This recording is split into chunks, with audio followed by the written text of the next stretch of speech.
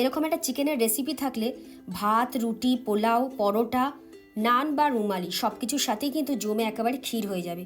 আর রান্নাটাও দেখে নাও কতটা সোজা। তার জন্য দেখো প্রথমেই মাংসটা খুব ভালো করে পরিষ্কার করে নিয়েছি। কিছুটা নারকেল একটু উষ্ণ গরম জলে ভালো করে চটকে চটকে নারকেলের দুধটা বের করে নিয়েছি।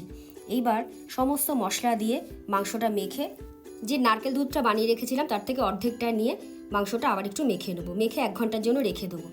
এবার দুটো পেঁয়াজ একটু বেরেস্তা করে নেবো, খুব বেশি কিন্তু পেঁয়াজ দেওয়ার দরকার নেই।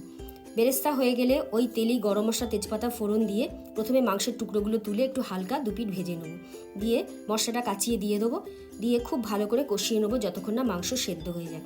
মাংস সেদ্ধ হলে পেঁয়াজ বেরেস্তা আর বাকি যে নারকেল দুধটা ছিল সেটা দিয়ে ফুটিয়ে নেবো। ঝোল ঘন হলে নামানোর আগে 1 টেবিল চামচ গরম মশলা, 1 টেবিল চামচ ঘি দিয়ে নাবিয়ে নিলেই রেডি দারুণ স্বাদের এই মুরগির মালাইকারি।